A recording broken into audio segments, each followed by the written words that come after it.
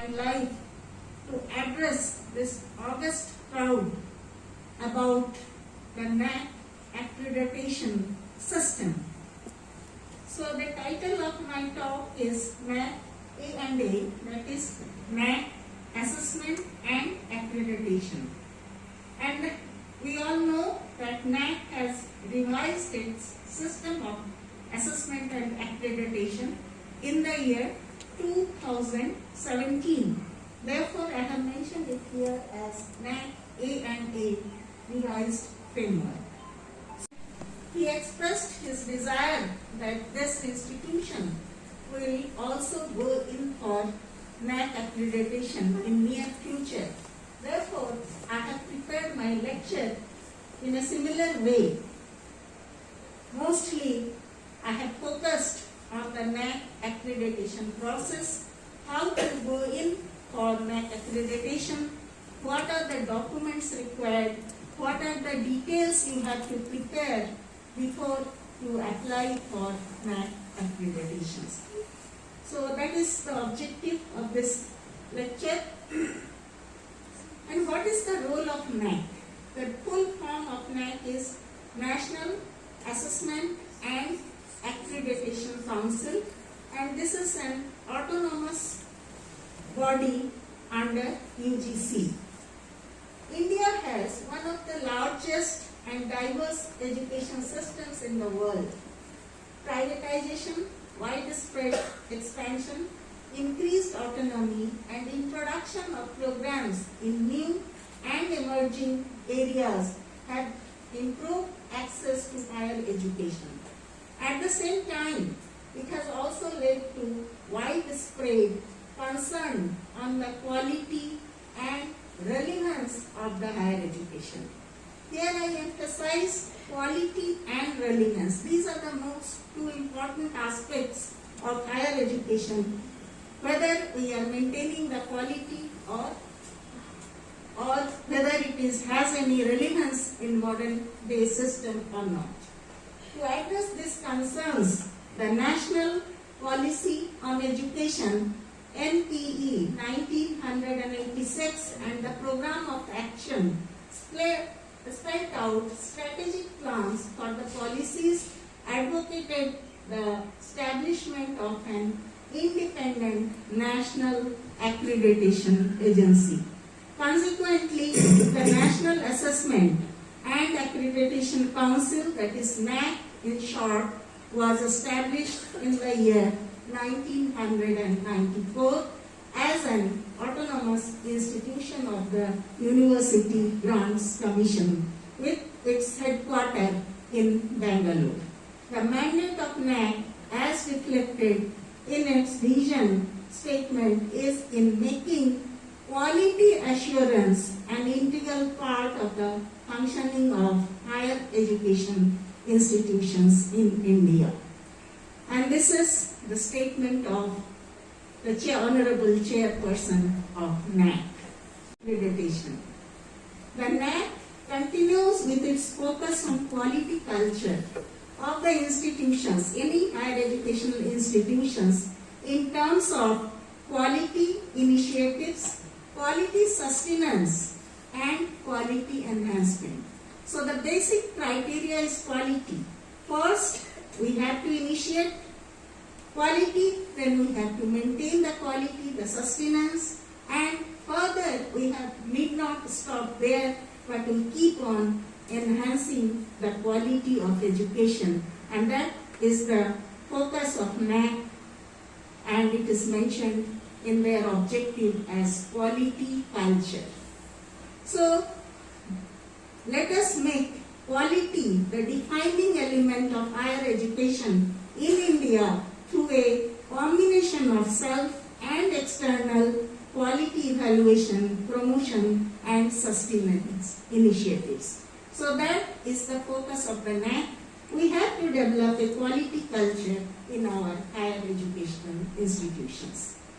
The pursuit of quality leads to increased efforts at its enhancement, because the achievement of quality leads to more and more sustained efforts at excellence. So in short, it is a cyclic process. First, we have to plan for a change. We have to plan for the change towards quality.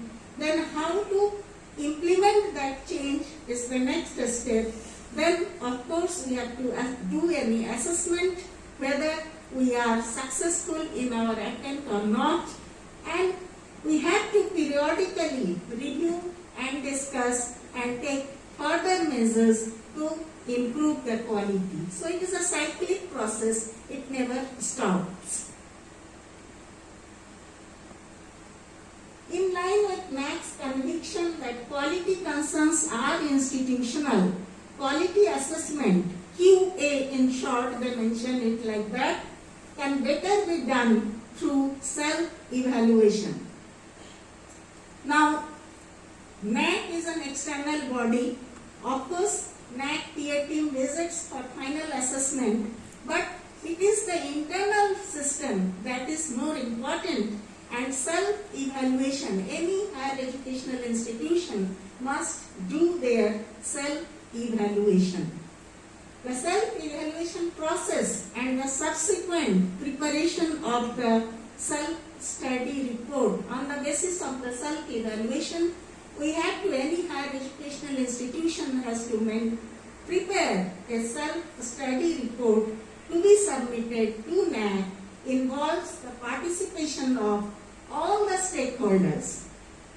That includes management, faculty members, administrative staff, students, parents, employers, community, and also the alumni.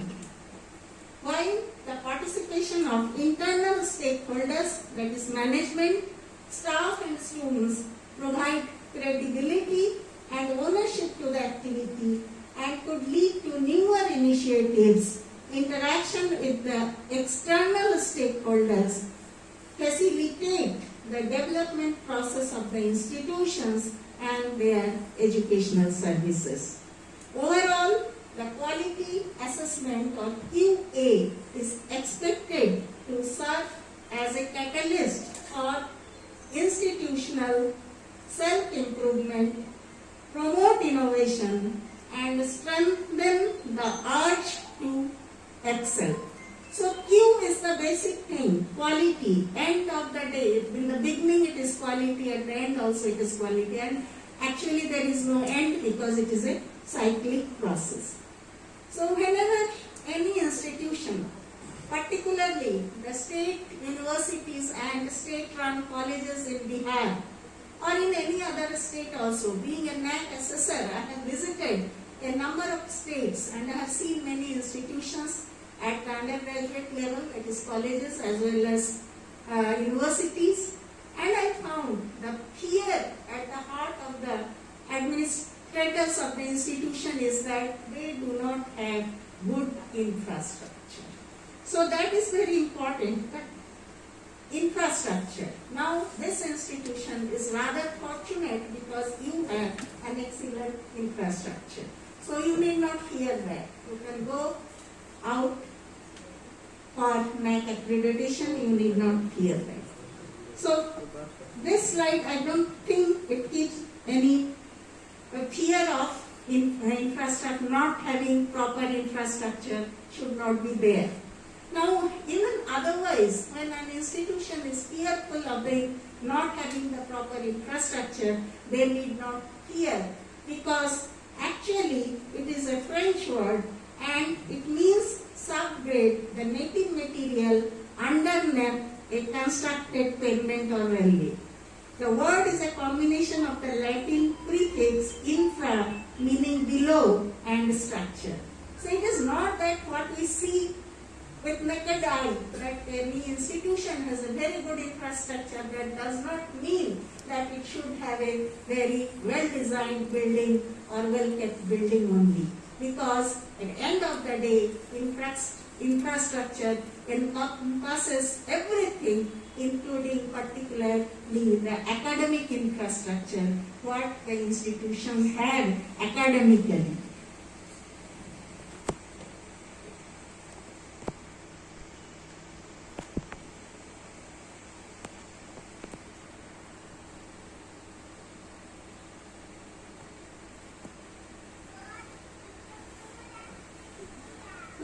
infrastructure, when we say infrastructure, it has hard versus soft infrastructure issue also.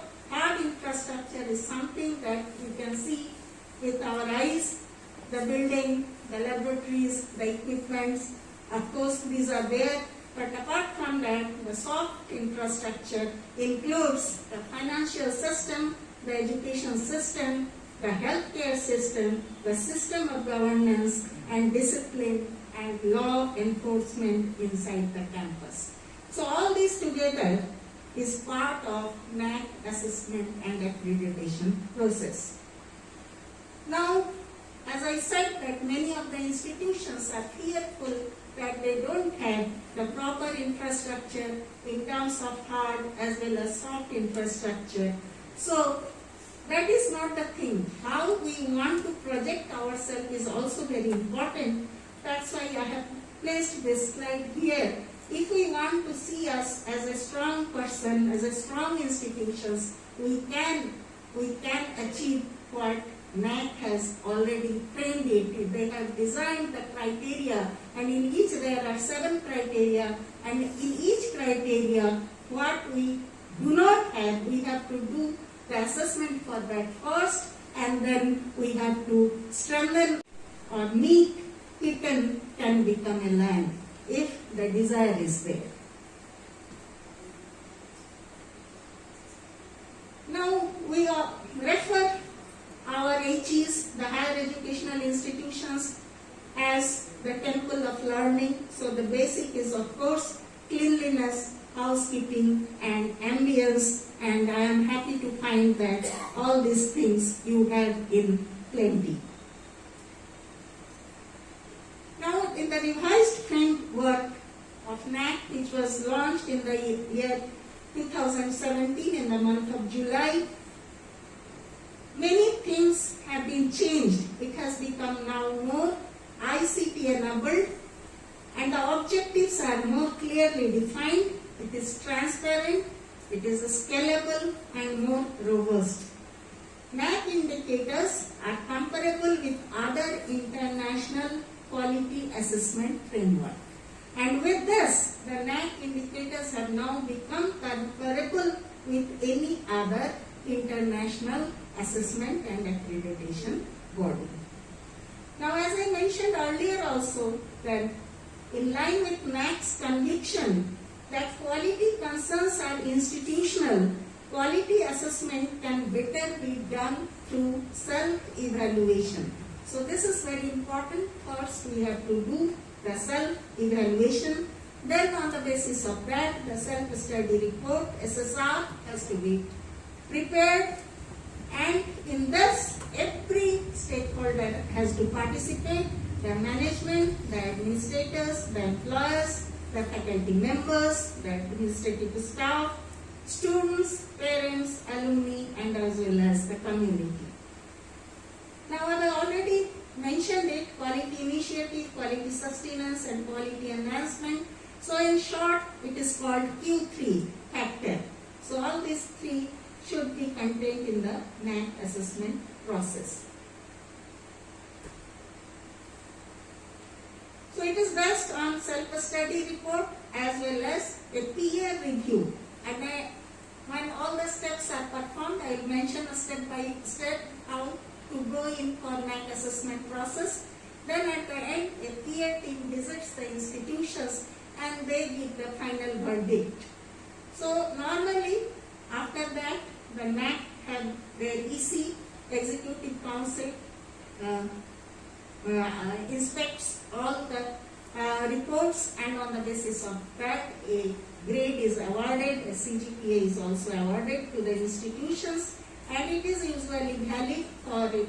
Nowadays, the NAAC has given them a liberty that the accreditations will be with them, valid with them for a period of 7 years. But normally it is for 5 years. And assessment and accreditation was earlier as a voluntary basis, but now the UGC has made it mandatory, and all higher education institution has to go in for NAAC assessment and accreditation. Otherwise, there are many financial agencies which will not sanction or allocated grant to the higher educational institution which do not have a valid accreditation. So this starts with, when we go in for NAAC assessment, the starting step is IIQA, then preparation of self-study report, this slide explains. Then next step is peer team visit, that is usually for a university, 6-7 member team visits the higher educational institutions, then visits all the facilities in the university, starting from the academic, administrative, entertainment, student facilities, everything they inspect, and then on the basis of that, they also submit their report to the NAAC, and finally the NAAC EC meeting, they decide the grade. Now, self-assessment report, now it is a system generated score. On the basis of self-assessment report, NAAC generates a score, and we have to upload the SSR online, and it has got two distinctive parts. One is called the qualitative and other is called the quantitative.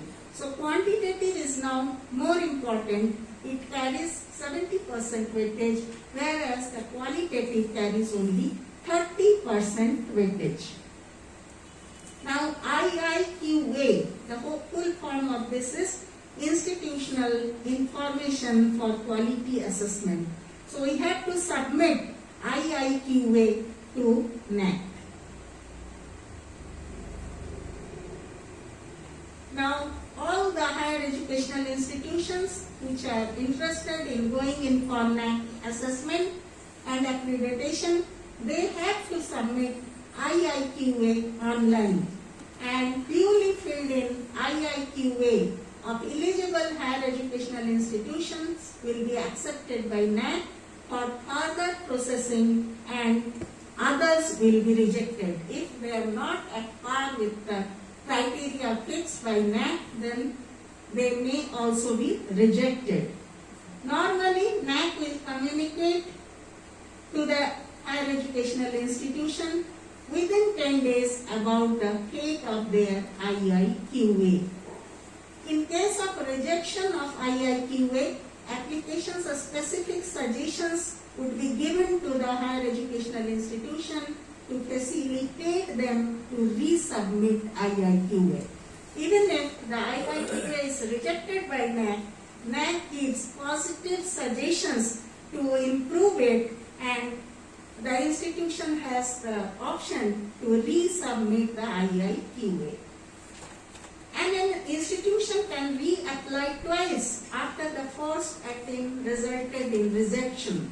That is, each higher educational institution is permitted 3 attempts with a single fee. Of course, there is a fee fixed for different types of universities or colleges, like university has a different fee than constituent colleges than the autonomous colleges. They have different fee structure.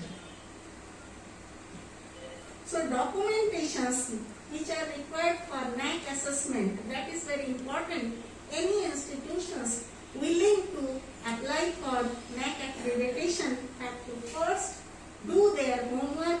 They have to set their house right before they go in for applying to NAAC. So the first step is institutional information, that is IIQA. Then the second step is preparation of SSR. Then the third step, annual quality assurance report, AQAR. That is like annual report of any institutions, and usually this has more relevance once an institution is accredited. Then self-appraisal of teachers, record of students' achievements and activities, then student satisfaction survey, which we call SSS. So all these things need to be prepared, and there is another mandatory criteria fixed by the NAAC, that the institution should have a functional website.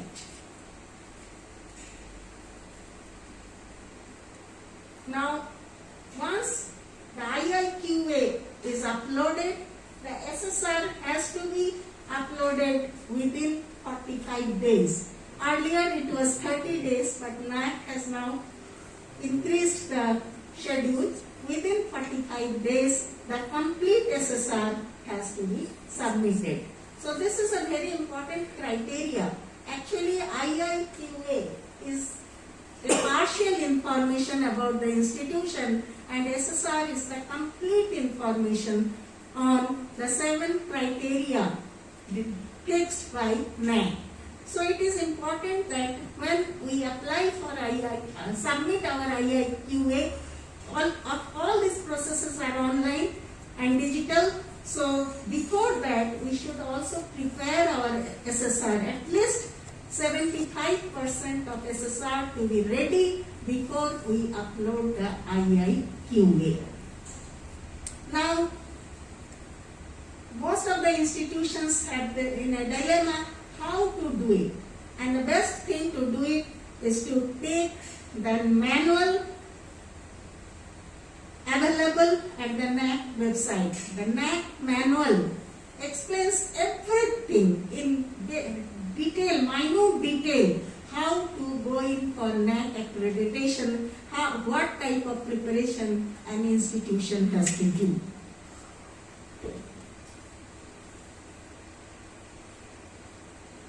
And they also have some video tutorials on the NAAC website, and that explains in detail the registration process, technology savvy, and who also have good language expertise. So that team is usually called IQAC, and I will explain that what IQAC, the structure of the IQAC is also defined in NAAC website, and you have to constitute the IQAC as per the directive of the NAAC.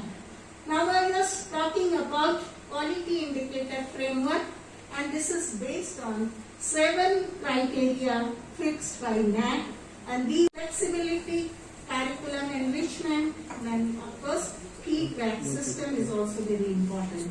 Now while we talk of feedback we have to take not only from our students but peers also, industries also, and various other agencies including alumni. Which is teaching, learning and evaluation, and this is also a very important aspect, and this includes student enrollment and profile, catering to student diversity. Diversity is very important because we want that the students should come from different part of the country, from different socio-economic background, as well as from abroad, and that way your university has a rich background. You have many foreign students, so that will fetch good score here. Then teaching learning process, teacher profile and quality. Teachers are also the backbone of any educational institutions, so teachers profile and their quality is very good. And then only they give the points. Then consultancy is another important criteria. I don't know whether this university is involved in consultancy or not.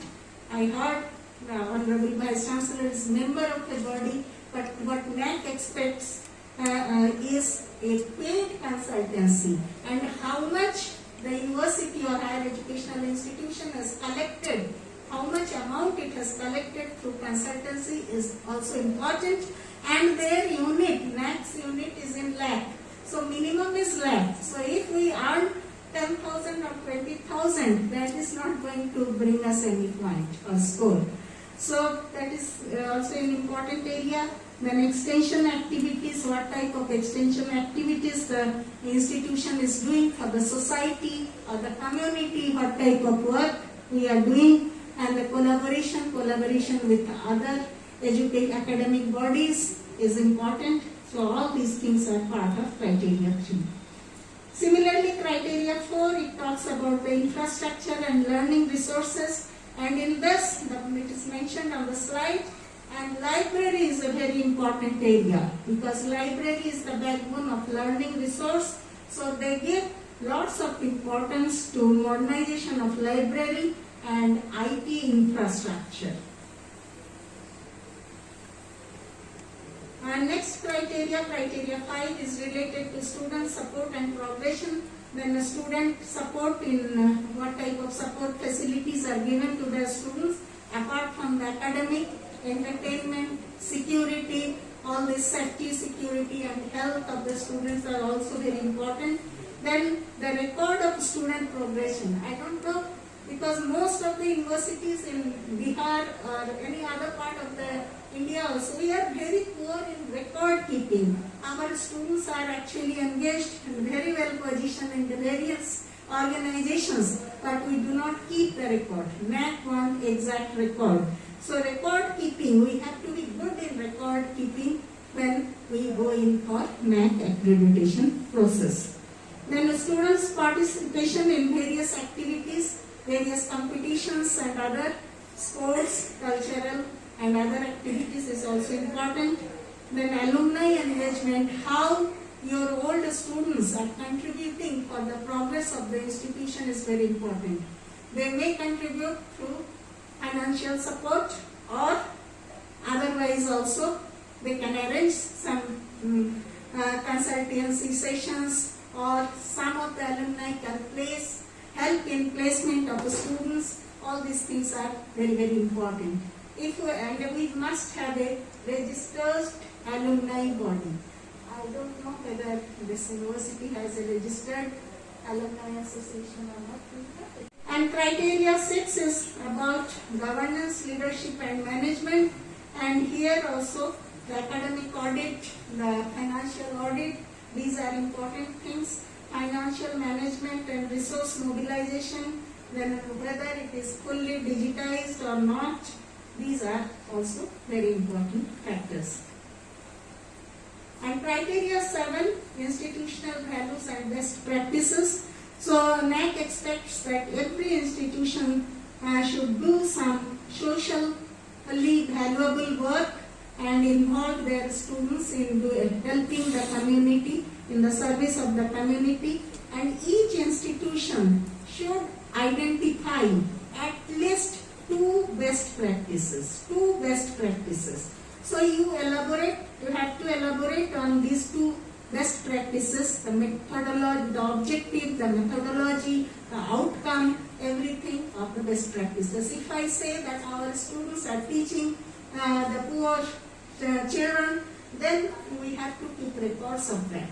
And we have to show them, we have to give a report on that, we have to prepare a report on that, then what methodology we are following and what outcome we are getting. So everything is now outcome based. It is looked upon like a machine, and in terms of machine we talk of efficiency, like any machine based on diesel, how much diesel we are putting in the machine and how much energy it generates, and the ratio of that we call the efficiency. Similarly, now the educational institutions are expected to perform like this. What outcome is there, that is important. So quantitatively we have to show that the outcome is there. If we just say that we are doing very well, we are performing very well, nobody is going to accept that. Key indicators, then qualitative matrices, quantitative matrices I have already mentioned. Then for the university there are 7 criteria, and which is again divided into 34 key indicators, 36 qualitative matrices and 79 quantitative matrices. So altogether it is 115, 36 plus 79. So we can see that qualitative matrices where we can give descriptive explanation that only covers 36, whereas quantitative where we have to give actual data, that is 79, almost double. Criteria wise like this, like curriculum design and development, it carries 50 points, followed by academic flexibility, again 50, curriculum enrichment 30, feedback 20. So together it is 150 for a university. Then criteria 2 about about teaching learning evaluation. It is divided the maximum point, the manual, and first you have to prepare the documents required for IIQA. For IIQA, what are the documents required? You have to take a list of that and you have to prepare it first. Along with, you also start preparing the SSR, because I have already mentioned that while the IIQA is accepted, from that day you will get only 45 days to finally upload your SSR. Is divided like this. NAAC gives the grade on a scale of 4. 4 is the maximum. So any institution can get 0, 1, 2, 3 or 4 maximum. All those matrices, they can criteria. Each criteria can get maximum of 4, not more than that. So the CGPA will be calculated on the basis of that. And if any institution has a score 3.51 to 4, then that will be accredited with A double plus grade. Then below that, A plus, A, B double plus, B plus, B, C and D. Now D is supposed as not accredited. If any institution scores less than 1.5, then it is considered as not accredited and the institution has to go in for re-accreditation. Now while applying for IIQA or uploading IIQA, one need to prepare these things. Executive summary, criteria wise executive summary. You have seen that there are 7 criteria. Then for each criteria, you have to prepare executive summary, what you have, what you do not have. Now, you may not mention what you do not have in the final report. You can mention the fee structure is also important. Now, while applying for IIQA, any institution has to deposit online a sum of rupees 25,000 plus GST of 80%, and this fee is non-refundable. So if any institution does not upload the IIQA within the stipulated time, NAAC is not going to refund the amount. So this is not refundable. About the fee for SSR, that any institution, rather universities, for universities it is different for universities and colleges. A university has to pay a fee of 3,75,000 plus GST of 18%, and 50% of that has to be paid in advance before uploading the SSR, and the rest will be sent to NAAC before coming when it is decided that peer team is going to visit the institution. So before that, the rest amount has to be given to NAAC. So now if any university has up to 10 departments, then the fee is 3.75 lakhs, and if it has more than 10 departments, then the fee is 7.5 lakhs. So I have seen in the website of this university that it has needed its commitment, dedication and belongingness to the institutions to prepare a good SSR, and of course innovation, preparing the plan and projects, and co-planning with all the teachers and members. The administration should co-plan on taking on their side teachers and staff members also, and you need to you need to generate resource to implement all these good things. Now, a good leadership is very, very important, and that way also I feel that this university is fortunate that he can take all others along that. And of course, the bird which one is the first year, he or she has to work most. So the leader has to work most, and he or she has to take all others along with him to achieve the project. I quote, a teacher serves the young, a good administrator serves the teachers and the support staff who serve the young. So it is the duty of the teachers to serve the young, and they should be looked after well by the administrator, and that is the prevailing in that atmosphere must prevail in the institution that would bring good points on that scale also.